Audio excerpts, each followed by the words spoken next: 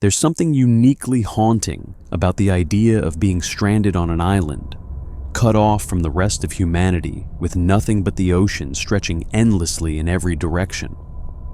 Throughout history, countless souls have found themselves marooned on remote patches of land, some by accident, others by punishment, and a few by their own desperate choice. While many castaway stories end with dramatic rescues and triumphant returns to civilization, others tell a far darker tale. Stories of people who were never truly saved, who died alone on forgotten shores, or who survived only to find that rescue came too late to matter. Tonight, we'll explore some of the most haunting true accounts of island castaways, whose fates remain among the most tragic in maritime history. On the night of July 31st, 1761, somewhere in the vast expanse of the Indian Ocean, a French ship called l'Utile was cutting through waters it had no business navigating. The vessel, owned by the French East India Company and commanded by Captain Jean de Lafargue, was on a voyage that was illegal from the very start. In its hold, crammed into spaces barely fit for cargo, let alone human beings, were approximately 160 Malagasy men, women, and children, all of them enslaved and bound for the French colony of Mauritius, then known as Ile de France. The governor of Mauritius had explicitly forbidden the import of slaves, fearing that in the midst of the 7 Years' War with Britain, additional mouths to feed would strain the colony's resources during a potential siege. But Captain Lafargue, driven by the promise of profit, had ignored the prohibition and purchased his human cargo on the coast of Madagascar just days earlier. The ship was navigating by two conflicting charts, and in the darkness of that July night, this fatal error sent l'Utile directly onto the coral reefs surrounding a tiny, flat speck of land then known as Ile des Sables, or Sandy Island. The impact was catastrophic. The hull shattered against the coral, and seawater immediately began pouring into the lower decks where the enslaved passengers were held. In the chaos that followed, the hatches to the hold remained sealed. Whether locked intentionally or simply impossible to open in the pandemonium will never be known. The screams of those trapped below would have been the last sounds many of them ever made as the flooding claimed their lives. By the time dawn broke over the wrecked vessel, roughly 80 of the enslaved Africans had drowned, their bodies claimed by the same ocean that had brought them to this desolate place. The survivors who managed to reach shore found themselves on one of the most inhospitable islands imaginable. Sandy Island, which would later be renamed Tromelin Island, was nothing more than a flat, sun-scorched patch of coral and sand barely a kilometer long. There was no fresh water, no trees for shade or shelter, and the relentless tropical sun beat down without mercy. The survivors consisted of roughly 60 Malagasy people and 122 French crew members, all of them now stranded together on this forgotten piece of earth. Captain Lafargue, his mind apparently shattered by the disaster he had caused, became incapable of leadership and was replaced by his first lieutenant, Barthélemy Castellan Duvernay. What happened next would set the stage for one of the cruelest abandonments in maritime history. Castellan organized the survivors into two separate camps, one for the French crew and one for the enslaved Malagasy.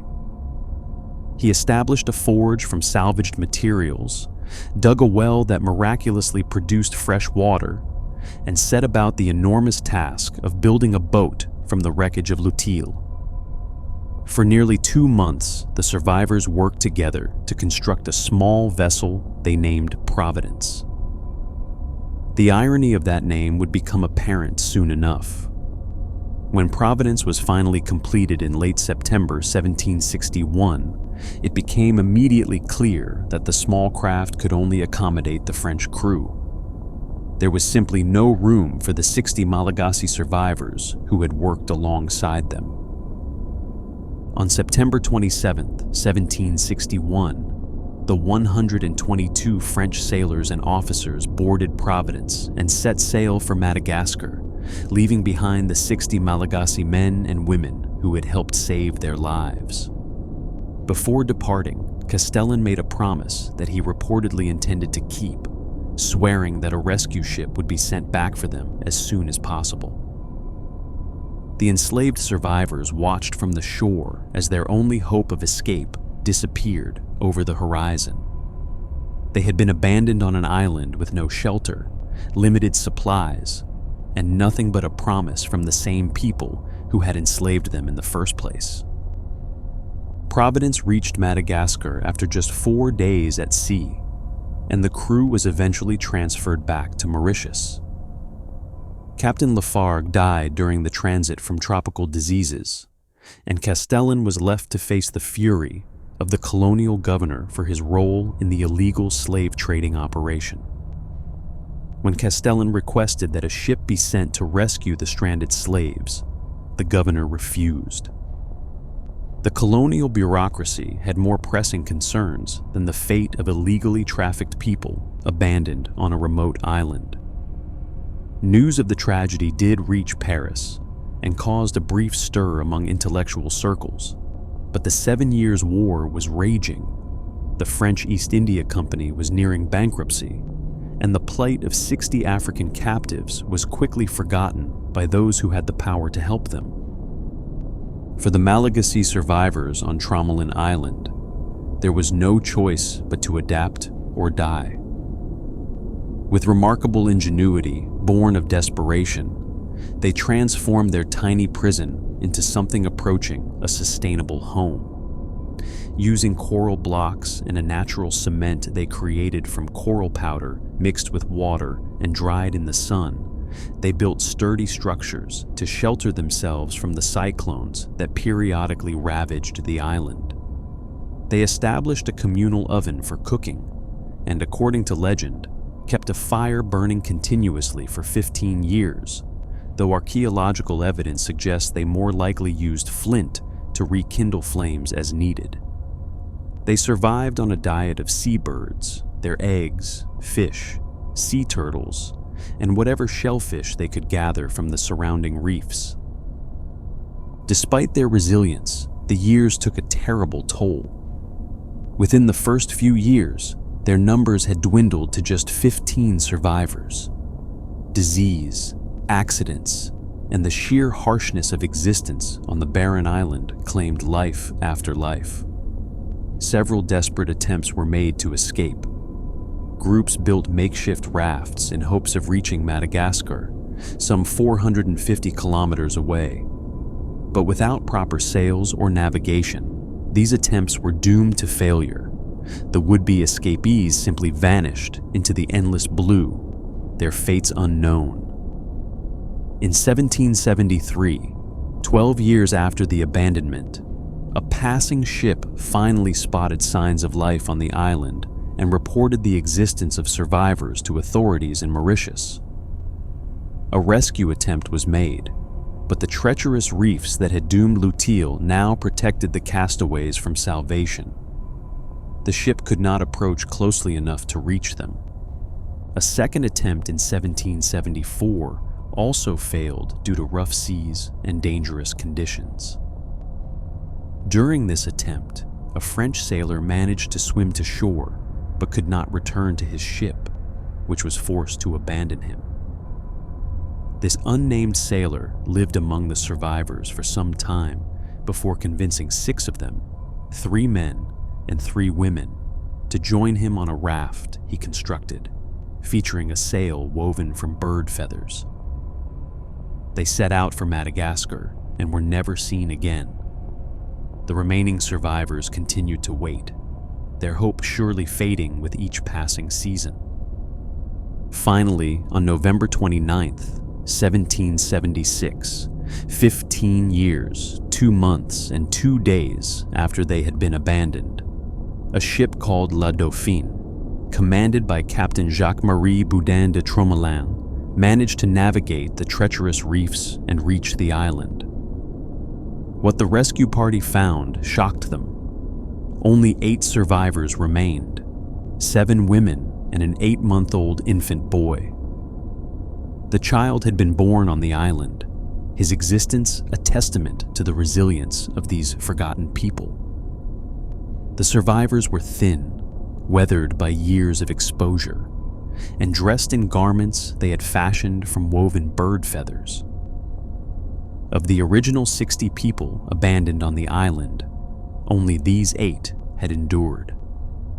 The survivors were brought to Mauritius, where the new governor, a man with more humanity than his predecessor, declared them free people rather than slaves, since they had been purchased illegally in the first place.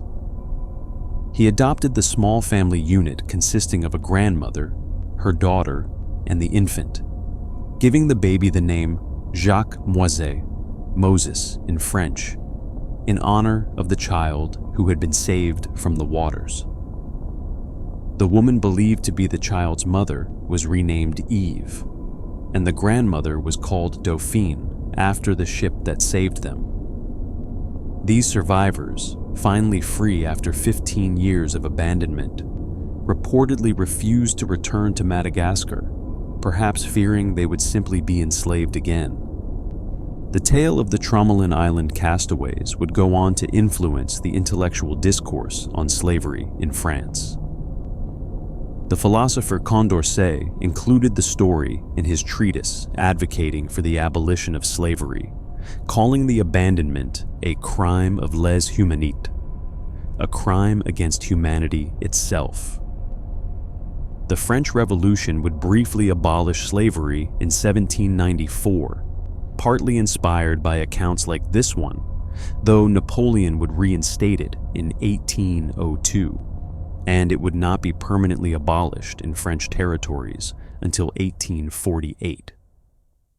In the 21st century, archaeologists returned to Tromelin Island to uncover the physical evidence of the survivors' long ordeal. What they found was remarkable. The Malagasy had built not just temporary shelters, but an entire small settlement, with structures featuring walls made from compacted sand and coral blocks, some as thick as 6 or 7 centimeters. They had created a layout that was strategic and communal, with openings positioned away from the prevailing winds to protect against the brutal cyclones that swept across the island.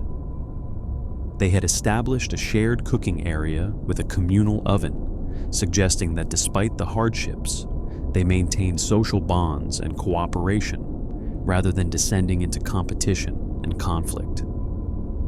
The archaeologists discovered copper utensils that had been salvaged from the wreck and then hammered, repaired, and re-repaired over the course of 15 years, some showing evidence of as many as 8 separate repair jobs.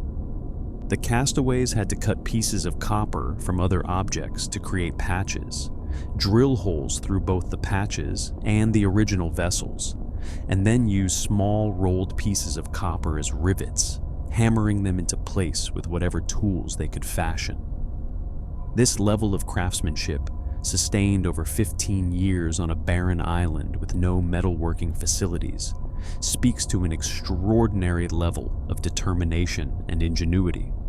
One of the most poignant discoveries was the testimony recorded from the survivors themselves after their rescue. According to one account, the women who were rescued provided this summary of their 15 years of abandonment. For 12 years we were 13.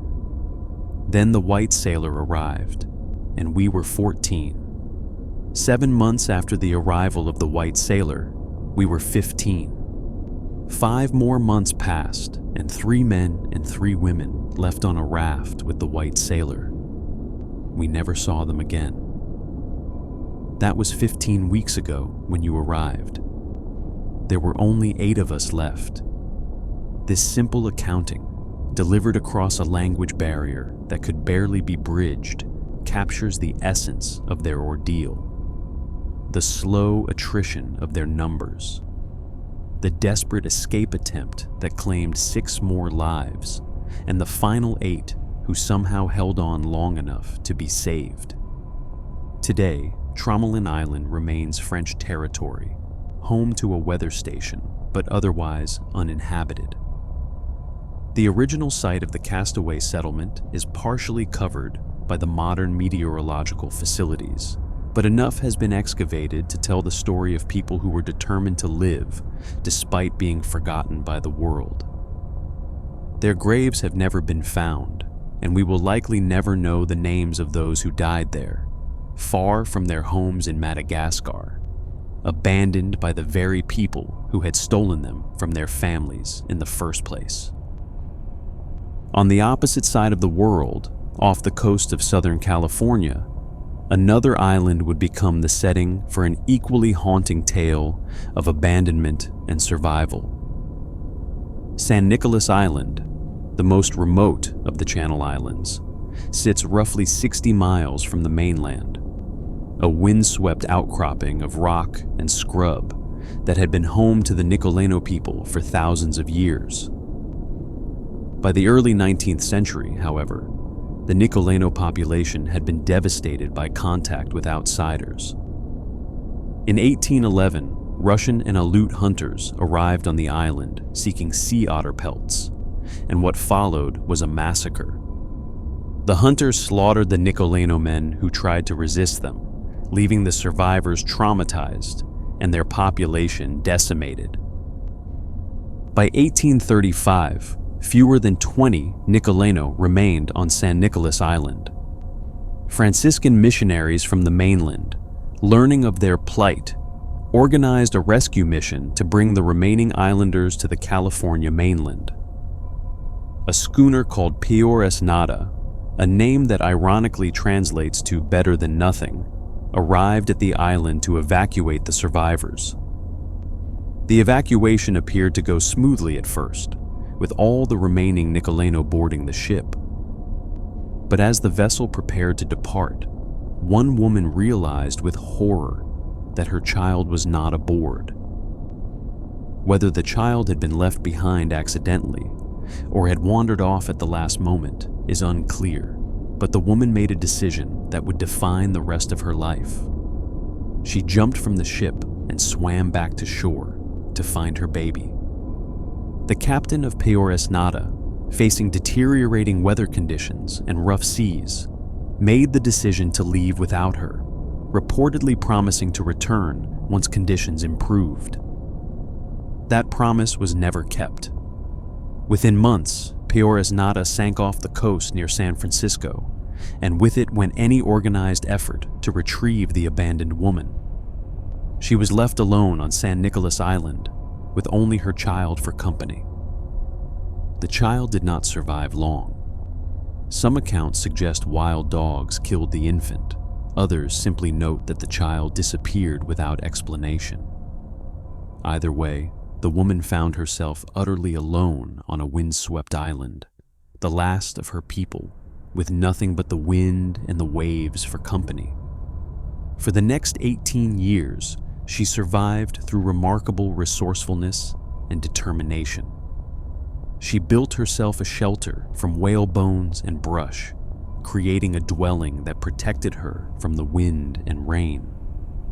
She crafted clothing from cormorant feathers, sewing the bird skins together with sinew to create garments that kept her warm during the cold coastal nights. She survived on seal meat and blubber, which she dried and stored, supplementing her diet with shellfish, fish, and roots. She fashioned tools from bone and stone, created baskets for carrying water, and somehow maintained not just her physical survival, but apparently her mental and emotional well-being through nearly 2 decades of complete isolation. Several attempts were made over the years to locate her, motivated partly by curiosity and partly by genuine concern. Hunters and sailors passing near the island sometimes searched for signs of the lone woman, as she came to be known, but she proved remarkably skilled at avoiding detection. Whether she feared strangers or simply preferred her solitary existence, she consistently eluded those who sought her. It was not until 1853 that a sea otter hunter named George Nicolas, commissioned by the Santa Barbara mission to find her, finally succeeded. Nicolas had searched for her multiple times before without success. On this occasion, one of his men noticed human footprints on the beach and pieces of seal blubber left out to dry. Following these clues, they discovered the woman living in her whalebone shelter, surrounded by the tools and artifacts of her solitary existence. The woman reportedly greeted her rescuers with warmth and apparent joy, smiling and speaking in a language none of them could understand. She was described as being around 50 years old, of medium height, with shoulder-length hair that had been sun-bleached to a reddish-brown color and had become matted from years without proper care. Her teeth, though intact, had been worn down to the gums, likely from chewing on dried seal blubber. She wore a dress of cormorant feathers that she had sewn herself, a garment that impressed her rescuers with its craftsmanship. She was willing, even eager, to leave with them and return to the mainland, bringing with her the few possessions she valued, including a woven basket and some tools. When she arrived in Santa Barbara, the woman who had spent 18 years alone became an object of fascination and sympathy. The local population was eager to meet her, and she reportedly enjoyed the attention, marveling at things she had never seen before, like horses, which amazed and delighted her. But the language barrier proved insurmountable. The local Chumash people could not understand her speech, and when Tongva speakers from Catalina Island were brought to try to communicate with her, they too failed to comprehend her dialect. Linguists who later analyzed the few words recorded from her vocabulary determined that she spoke a language related to those of the Luiseno, or Juaneno peoples. But her specific dialect had died with the rest of her tribe. She could not tell anyone her real name, her story, or the full extent of what she had endured during those long years of isolation. The woman would never have the chance to fully rejoin the world she had been separated from for so long. Just 7 weeks after her rescue, she fell ill with dysentery, a disease to which she had no immunity after nearly 2 decades of isolation from other human beings. The same isolation that had preserved her life had also left her vulnerable to the diseases that thrived in the crowded world of 19th century California. Her body, which had successfully fought off the challenges of a solitary existence, could not withstand the pathogens carried by the people who had come to gawk at her as a curiosity. During her brief time in Santa Barbara, those who observed her noted her constant good humor and apparent delight in experiencing new things. She was particularly fascinated by horses, which she had never seen before, and reportedly spent long hours simply watching them. She enjoyed the company of visitors, though she could not understand their words or convey her own thoughts in return. Some accounts suggest she managed to communicate, at least partially, with a few native Californians who recognized fragments of her language, though the specifics of what she said remain uncertain. One researcher later claimed that she had explained she stayed behind on the island to be with her son, who had refused to board the departing ship, and that they had lived together for some years before he died. The circumstances of her son's death remain murky. Some accounts mention death by shark attack. Others suggest he drowned while fishing.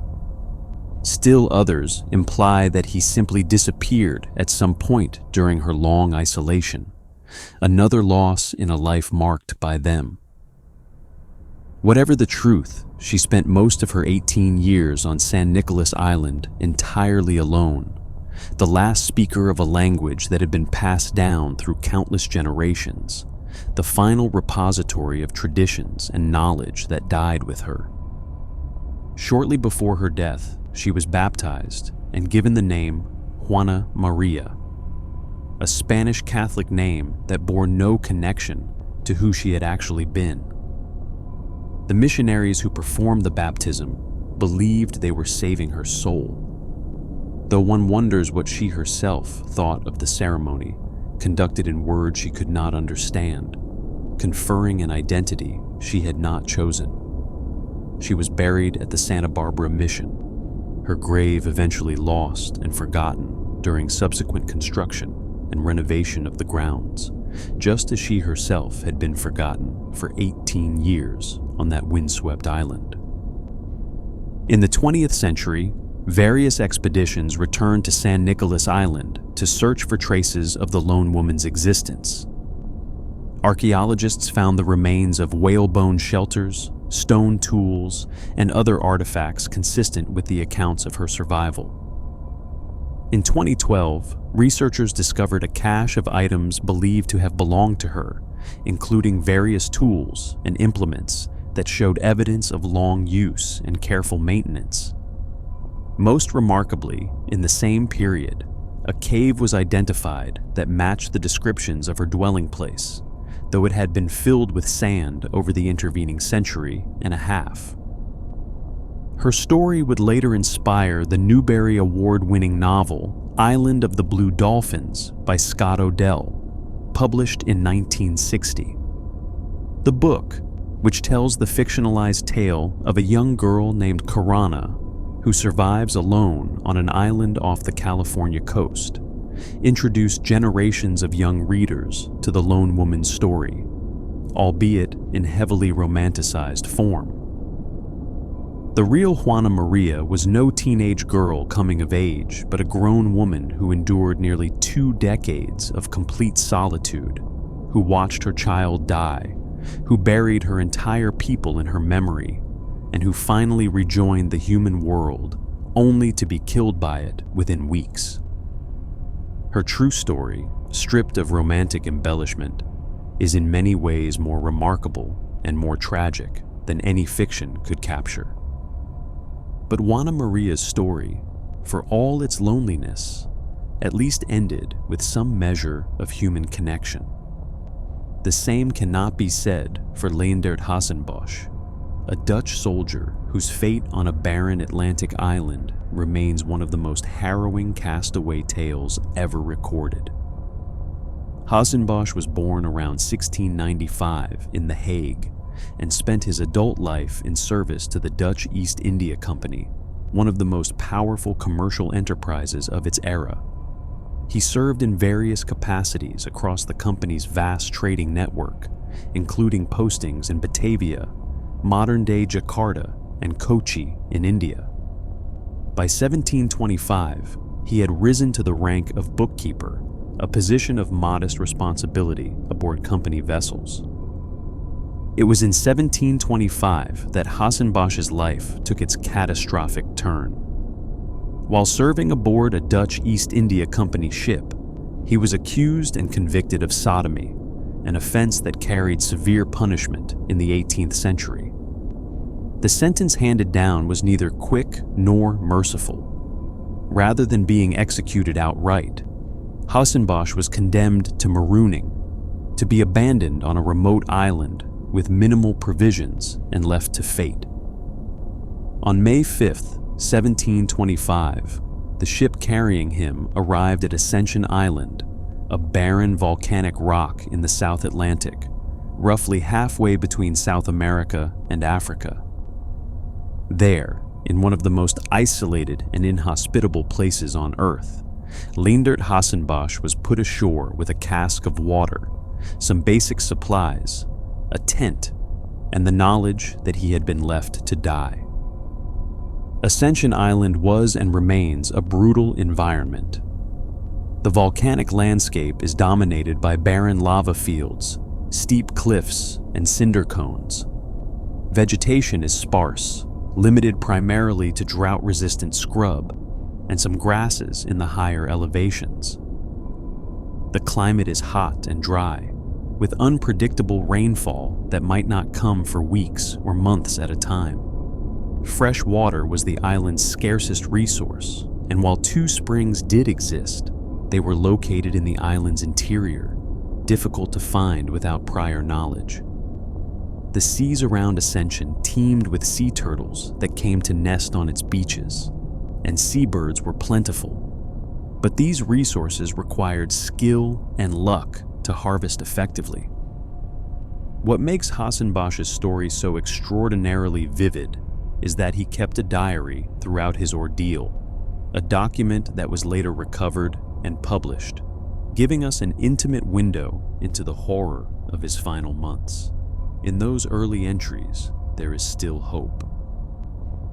Hassanbash believed, or perhaps forced himself to believe, that ships would soon pass by the island and he would be rescued.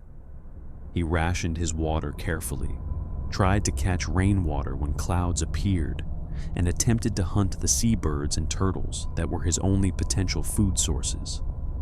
He prayed constantly, his entries filled with appeals to God for mercy and rescue. But as weeks turned into months, the diary's tone grew increasingly desperate. Hassanbash failed to find either of the island's freshwater sources. His water supplies ran out, and he was forced to drink his own urine to survive. He caught turtles when he could and drank their blood for moisture, eating their flesh raw or barely cooked. He suffered from hunger, from thirst, from the relentless sun, and from terrible loneliness. His diary entries record hallucinations and what he described as encounters with evil spirits, demons that tormented him in his weakened and delirious state. By the account in his diary, he came to believe that these supernatural visitations were punishment for his sins, and his entries increasingly focused on repentance and pleas for divine forgiveness. The diary's final entries are heartbreaking in their brevity. By October 1725, Hassanbash was too weak to write more than a few words at a time. The entries become repetitive, almost mechanical. No rain. Still no rain. I am in the most deplorable condition. His last recorded entry comes in mid-October, after which the diary falls silent. Leendert Hassanbash had been on Ascension Island for roughly 6 months. In January 1726, British sailors from the ship Compton landed on Ascension Island and discovered Hassanbash's camp, his tent, his possessions, and his diary. But they did not find his body. What became of him remains unknown. Perhaps he wandered off in a final, delirious search for water and died somewhere in the island's volcanic wasteland. Perhaps his remains were scattered by the island's wildlife. The mystery of his final hours has never been solved. The cruelest irony of Hassanbash's death was that fresh water did exist on Ascension Island. Had he explored further inland, had he been stronger or luckier, he might have found the springs that could have sustained him indefinitely. One source, known as Dampier's Drip, produces only a trickle of water, but the other, located in what is now called Breakneck Valley, provides a strong and reliable flow. Just 3 years before Hassanbash was marooned, a crew of 60 men from the British ship HMS Roebuck had survived 2 months on Ascension after their own ship wrecked there, sustained by this very water source. If Hassanbash had known where to look, or had the strength to search more extensively, he might have joined their ranks as a survivor, rather than becoming another victim of the island's brutal indifference. Ships did occasionally stop at Ascension during this period, and had he survived longer, rescue was not impossible. His punishment was meant to be contemplation and suffering, not necessarily death, but the harshness of the island and his inability to find water sealed his fate. Some historians have speculated that those who marooned him may have genuinely believed he would be rescued within weeks or months by a passing vessel. The island's location, roughly midway between South America and Africa, made it a natural stopping point for ships crossing the Atlantic. But ships are unpredictable, and Hassenbosch's luck had already run out.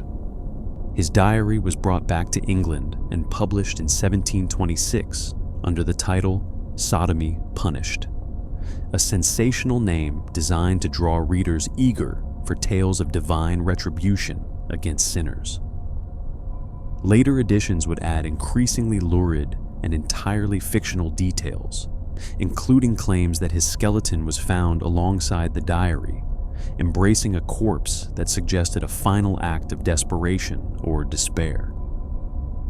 None of these additions were true. The men who found his camp found no bones at all, suggesting that Hassenbosch had died elsewhere on the island, or that his remains had been scattered by the seabirds and land crabs that were among the island's few inhabitants. For centuries, Hassenbosch's name was lost to history, known only as the anonymous Dutch castaway of Ascension Island. It was not until 2002 that Dutch historian Michiel Koolbergen, working in archives in both the Netherlands and Britain, finally identified him as Leendert Hassenbosch, a bookkeeper from The Hague who had donated more than 2/3 of his annual salary to build a leper asylum in Cochin, India, before his conviction and punishment. This detail adds another layer of tragedy to his story. A man who had shown genuine compassion for the suffering of others, condemned to suffer and die alone for an act that harmed no one.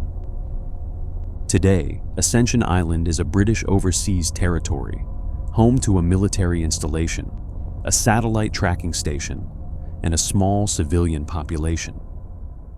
The island has been extensively developed since Hassenbosch's time, with introduced vegetation turning the formerly barren landscape into something approaching greenery in some areas.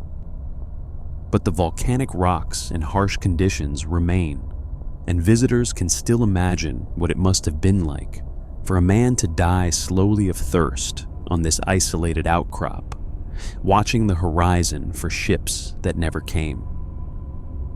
In the southern reaches of the Pacific, far below the temperate zones where most human drama unfolds, lie the Auckland Islands, a subantarctic archipelago roughly 300 miles south of New Zealand. These islands are among the most remote and inhospitable places on Earth, characterized by relentless rain, bitter cold, and winds that blow with punishing constancy. For ships traveling the Great Circle route between Australia and South America, the Auckland Islands represented a navigational hazard of the worst kind, rocky shores hidden by fog and surrounded by treacherous currents. Over the course of the 19th century, multiple ships met their doom on these shores, and the survivors' stories reveal the full spectrum of human nature under extreme duress. In 1864, two separate ships wrecked on opposite ends of the main Auckland Island within months of each other. The contrast between the fates of their crews has become one of the most studied examples of leadership and group dynamics in survival situations.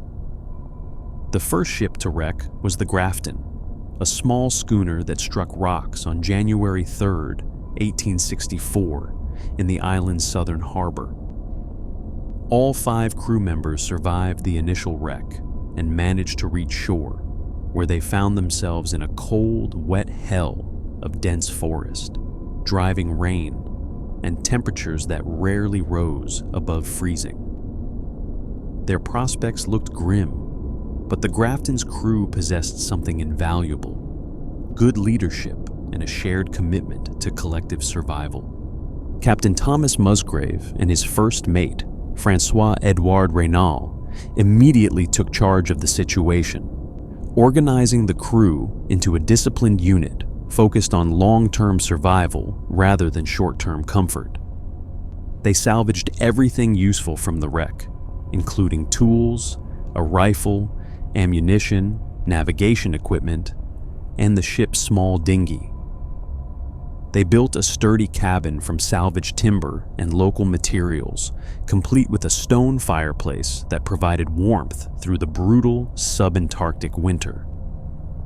They established democratic systems for making decisions, held regular meetings to address grievances and resolve conflicts, and maintained strict equality in the distribution of food and labor.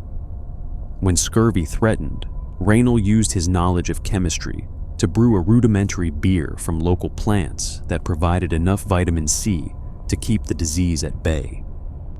The Grafton crew waited for rescue for more than a year, but when it became clear that no one was coming, they took matters into their own hands. Using tools they had salvaged and others they manufactured themselves, including a forge and bellows that Raynal constructed from scratch, they modified their small dinghy into a vessel capable of crossing the open ocean. In July 1865, 18 months after the wreck, 3 of the 5 men set out in their modified boat and successfully crossed the 450 kilometers to Stewart Island, near New Zealand's South Island. From there, they organized a rescue mission that retrieved their 2 remaining companions. All 5 members of the Grafton's crew survived their ordeal, a testament to their cooperation, resourcefulness, and the quality of their leadership. The crew of the Invercold was not so fortunate. This 1,100-ton sailing ship struck the Auckland Islands' northern coast on May 11, 1864, just 4 months after the Grafton wreck. Of the 25 men aboard, 19 managed to scramble ashore through the pounding surf, but they had saved almost nothing from the wreck. They had no tools, no supplies, no shelter, and inadequate clothing for the brutal conditions they faced. More critically, they had no effective leadership. Captain George Dalgarno, traumatized by the disaster, withdrew into himself and failed to provide direction or organization. The ship's officers, rather than stepping up, concerned themselves primarily with maintaining their own status and comfort, demanding that lower-ranked crew members serve them, even as everyone starved together. What followed was a slow-motion catastrophe. Rather than working together to build proper shelter, the Invercold survivors huddled in inadequate lean-tos, exposed to the constant rain and cold. Rather than systematically foraging and sharing food, they competed with each other for whatever scraps they could find. Violence became common, with disputes over resources sometimes ending in threats and assaults. Individual crew members were abandoned to die when they became too weak to keep up with the group. In one particularly grim incident, the ship's cook, too ill to walk, was left behind just a few hundred yards from where the others camped, and he died alone within sight of his former crewmates. As months passed and conditions worsened, the group's numbers dwindled from 19 to just 3 survivors. Evidence later emerged that at least one of the Invercold survivors resorted to cannibalism to stay alive. Robert Holding, one of the 3 men who ultimately survived, later recounted finding the partial remains of a crewmate who had been killed in a fight and subsequently butchered for food. Whether this was an isolated incident or part of a larger pattern of desperation remains unclear, but it reflects the complete breakdown of social order among the Invercold crew. Where the Grafton survivors had maintained their humanity through cooperation and mutual support, the Invercold men descended into something approaching a war of all against all. The 3 Invercold survivors were finally rescued in May 1865, more than a year after the wreck, when a Portuguese ship happened to enter the harbor seeking repairs for a leak. By that time, 16 of their original 19 survivors had died from exposure, starvation, violence, or some combination of all three. The Grafton and Invercold wrecks occurred on the same island in the same year under similar conditions, yet their outcomes could not have been more different. The Grafton lost 0 men to the island after the initial wreck. The Invercold lost 16. The difference was not luck or resources, but leadership, cooperation, and the fundamental choice between working together and looking out only for oneself. The most remarkable aspect of the Grafton survival story is what happened after the 3 men reached Stewart Island.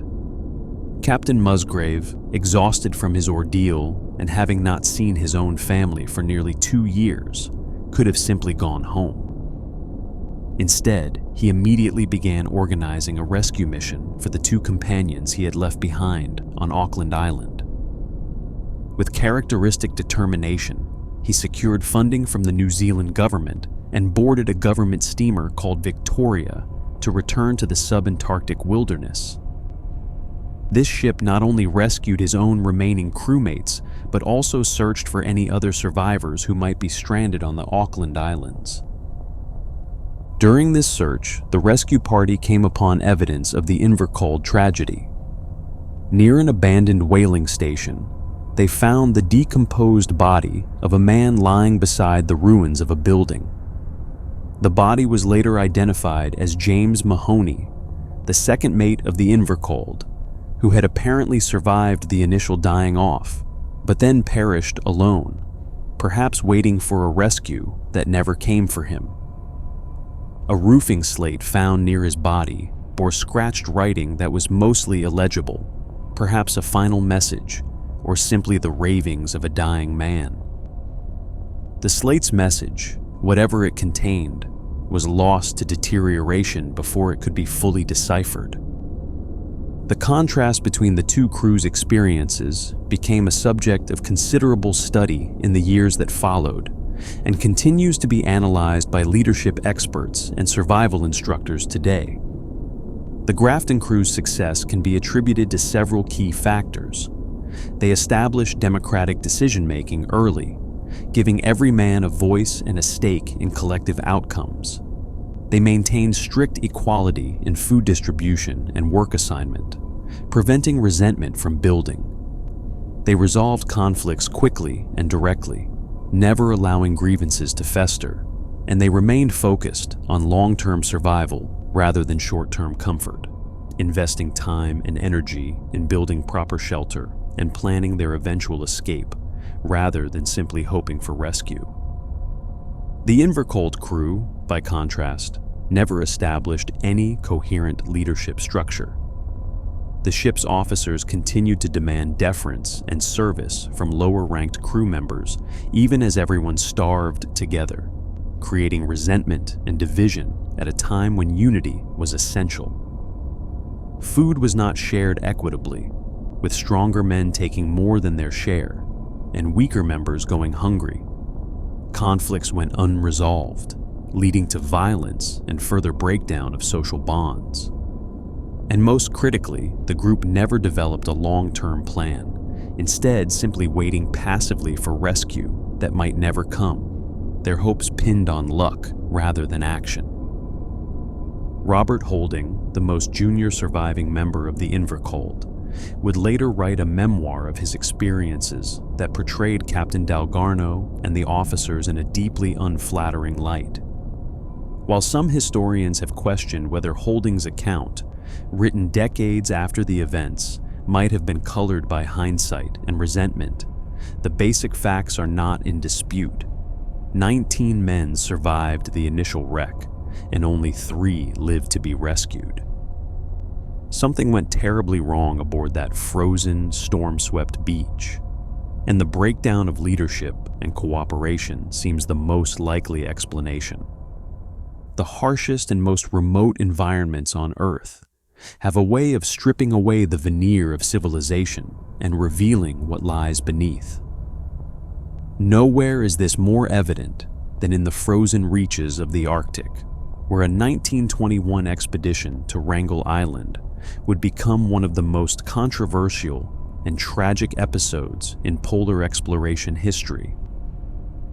Wrangel Island lies north of Siberia in the Chukchi Sea, a large, desolate landmass claimed at various times by Russia, Canada, the United Kingdom, and the United States.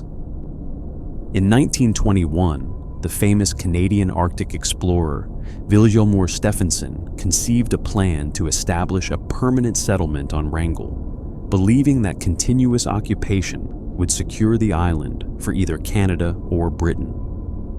Stephenson himself did not intend to participate in the expedition. Instead, he recruited 4 young men to carry out his vision. Alan Crawford, a 20-year-old Canadian, Lorne Knight and Fred Maurer, both 28-year-old Americans, and Milton Gall, a 19-year-old American. These men, enthusiastic but largely inexperienced in Arctic survival, believed Stephenson's assurances that the island would provide abundant game and that living there would be relatively comfortable. They were tragically mistaken. To provide essential skills like sewing warm clothing from animal skins, Stephenson attempted to recruit Iñupiat families from Alaska to join the expedition. One by one, the experienced Arctic dwellers declined, apparently recognizing the mission's dangers more clearly than the expedition's planners. Only one Iñupiat agreed to join, Ada Blackjack, a 23-year-old seamstress from Nome, Alaska. Ada had been raised by Methodist missionaries and had no traditional hunting or survival skills. She had agreed to join the expedition purely for the money, $50 a month, which she desperately needed to retrieve her young son Bennett from an orphanage where she had been forced to place him after her husband abandoned them. Ada was terrified of polar bears, uncomfortable being the only woman among 4 strange men, and entirely unprepared for what lay ahead. But she needed the money, and she had given her word. On September 15th, 1921, the expedition landed on Wrangel Island with supplies for approximately 6 months, confident that a relief ship would arrive the following summer to resupply them. The first year passed reasonably well. Game was available, though not as abundant as Stephenson had promised, and the 5 settlers established a camp and waited for the supply ship that was supposed to arrive in summer 1922. That ship, the Teddy Bear, attempted to reach Wrangel, but was turned back by impenetrable ice. No supplies reached the island, and no word of the expedition's situation reached the outside world. The settlers were stranded with dwindling provisions and no prospect of rescue until the following summer at the earliest. As the second winter approached, the situation grew desperate. Game had become scarce, and the stored provisions were nearly exhausted. Lorne Knight, one of the American members, began showing symptoms of scurvy, the vitamin deficiency disease that had killed countless Arctic explorers before him. Without fresh meat or other sources of vitamin C, there was no effective treatment available on the island. By January 1923, the group faced starvation, and a desperate decision was made. 3 of the men, Crawford, Maurer, and Gala, would attempt to cross the 90 miles of frozen Chukchi Sea to the Siberian mainland, where they hoped to find help and food. Knight, too ill to travel, would remain behind with Ada Blackjack to care for him. On January 28, 1923, the 3 men set out across the ice with sleds and dogs, heading towards Siberia. They were never seen again. Whether they broke through thin ice, succumbed to the cold, were attacked by polar bears, or met some other fate is unknown. They simply vanished into the white emptiness of the frozen sea, leaving behind no trace and no explanation. Back on Wrangel Island, Ada Blackjack found herself alone with a dying man who had treated her with contempt and cruelty throughout their time together. Knight's diary entries reveal his frustration with Ada, whom he blamed for his deteriorating condition, at one point recording that he had tied her to the flagpole to force her to work harder. For months, Ada cared for Knight despite his abuse, serving as nurse, cook, hunter, and companion. She taught herself to shoot despite her fear and attempted to provide fresh meat that might help his scurvy. She built and rebuilt shelter, hauled wood, and struggled to keep both of them alive. But Knight's condition was beyond her ability to reverse. On June 23, 1923, Lorne Knight died, leaving Ada Blackjack alone on Wrangel Island with only the expedition's cat, a tortoiseshell named Victoria, for company. For the next 2 months, Ada survived entirely on her own in one of the harshest environments on Earth. She trapped Arctic foxes, shot seals and birds, and built herself a small boat from driftwood and animal skins in case she needed to escape the island. She kept a diary throughout her ordeal, recording her struggles and her determination to survive for her son's sake. When a rescue ship finally arrived on August 19, 1923, the crew found Ada Blackjack healthy, well-fed, and dressed in a magnificent parka she had sewn herself from reindeer skin. The camp was neat and organized, her food stores were full, and she was ready to go home. The men of the rescue party were so impressed that they declared she could have survived another winter if necessary. Ada Blackjack returned to civilization and was briefly celebrated as the female Robinson Crusoe. Newspapers across America carried her story, praising her resilience and resourcefulness. The Los Angeles Times declared that she had served as doctor, nurse, companion, servant, and huntswoman all in one, adding that Ada was woodsman too. Photographers captured images of her in traditional clothing and in the magnificent reindeer parka she had sewn herself, and for a brief moment, she was famous. But unlike many survival stories, hers did not end happily. Vilhjalmur Stephenson, seeking to deflect blame for the disaster that had killed 4 men and nearly killed Ada as well, attempted to reframe the narrative. He suggested that Ada had not done enough to save Lorne Knight, despite overwhelming evidence that she had done everything humanly possible. When Knight's family demanded answers about their son's death, Stephenson pointed fingers at the Iñupiat woman who had cared for Knight through his final months rather than accepting responsibility for organizing an expedition that was doomed from the start. Ada's diary from those terrible months provides the most damning evidence of Knight's treatment of her. He never stopped and think how much it's hard for women to take 4 man's place, she wrote in her phonetic English, to woodwork and to hunt for something to eat for him and do waiting for him. Despite his abuse and his constant criticism, she continued to care for him until his death, showing a level of compassion and dedication that far exceeded what he had shown her. When he died, she was too weak to move his body and too afraid of attracting predators to leave him exposed. Instead, she built a barricade of wooden boxes around his remains and moved into the storage tent to escape the smell of decay. It was a practical solution to an impossible situation, yet even this decision would later be used to question her character.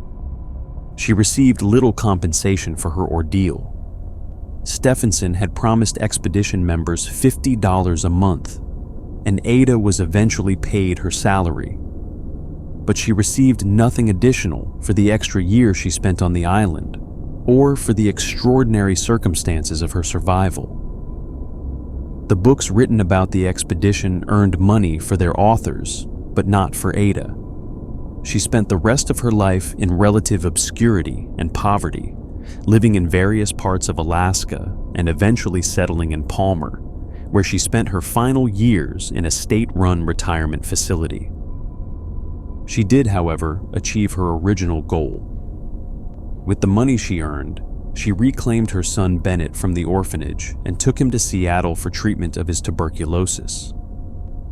Though their relationship was sometimes strained, as might be expected after such long separation and trauma, she had survived for him, and she returned to him. She later remarried and had another son, Billy, who would eventually erect the gravestone that commemorates her remarkable survival. Ada Blackjack died in 1983 at the age of 85, having outlived everyone else connected to the expedition by decades. In recent years, Ada Blackjack's story has been rediscovered and reassessed. Jennifer Niven's 2003 biography, Ada Blackjack, a true story of survival in the Arctic, brought renewed attention to her life and challenged the negative portrayals that had circulated after the expedition. She is now recognized as one of the great survivors in Arctic history, a woman who was entirely unprepared for the challenges she faced, yet rose to meet them through determination and the love of a mother for her child. Her gravestone reads simply, "The Heroine of Wrangel Island," a title she earned through suffering and survival that few could imagine. Not all castaways are trapped by circumstance. Some choose their isolation, seeking in solitude something that civilization could not provide. Fernão Lopes was such a man, though his choice was born not of adventure, but of shame. Lopes was a Portuguese soldier in the early 16th century who participated in his nation's conquest of Goa on the west coast of India. When the Portuguese commander, Afonso de Albuquerque, departed Goa to continue his campaigns elsewhere, Lopes remained behind as part of the garrison. What happened next would determine the course of his entire life. During Albuquerque's absence, Lopes made a fateful decision. He defected from the Portuguese forces, converted to Islam, and joined the Muslim army of the Sultan of Bijapur, fighting against his former countrymen. When Albuquerque returned and recaptured the fortress of Benistarum, he demanded that the renegades be surrendered to him. Lopes was among those handed over, and though Albuquerque had promised not to execute the defectors, he had made no promise about other forms of punishment. What followed was brutal, even by the standards of the age. Lopes had his nose, ears, and right hand severed, along with the thumb of his left hand. His hair and beard were scraped away, leaving him grotesquely disfigured, a living example of the consequences of betrayal. Disfigured and disgraced, Lopes was offered amnesty by the Portuguese king and could have returned to his homeland. But the prospect of facing his family, his community, in such a condition proved more than he could bear. When the ship carrying him back to Portugal stopped at the remote island of St. Helena in the South Atlantic, Lopes made a decision that would define the rest of his days.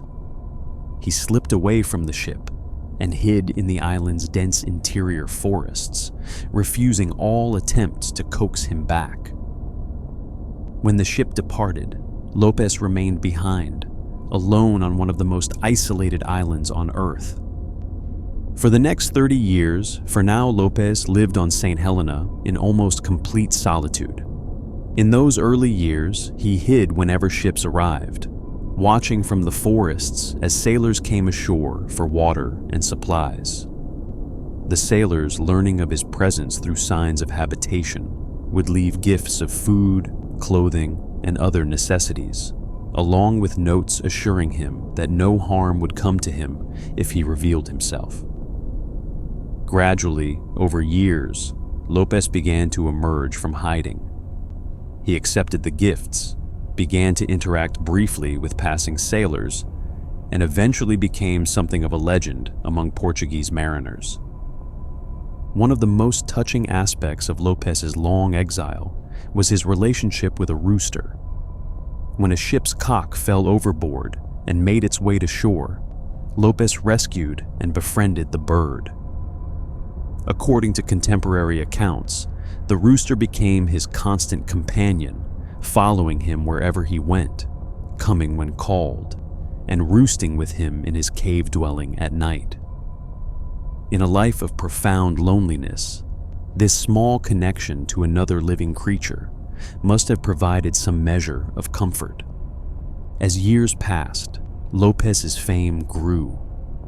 Sailors who stopped at St. Helena spread stories of the hermit of St. Helena, a disfigured penitent living alone on a remote island. Eventually, these stories reached the ears of the Portuguese king, João III, who was moved by the tale and offered Lopez a full pardon and the chance to return home. Lopez accepted, traveling first to Lisbon and then to Rome, where Pope Clement VII granted him absolution for his apostasy, the sin of abandoning his Christian faith. The Pope, impressed by Lopez's suffering and penitence, offered to grant him any wish within his power. Lopez asked only one thing: to return to St. Helena. He had spent so many years on the island that it had become his home in a way that Portugal could never be again.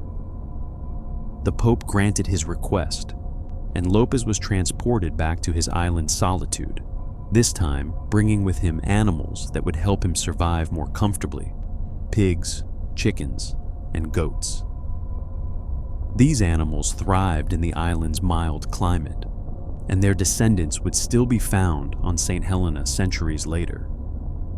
For his second stint on the island, Lopez was no longer a fugitive hiding from passing ships, but a recognized figure, a hermit whose story was known throughout the Portuguese maritime world.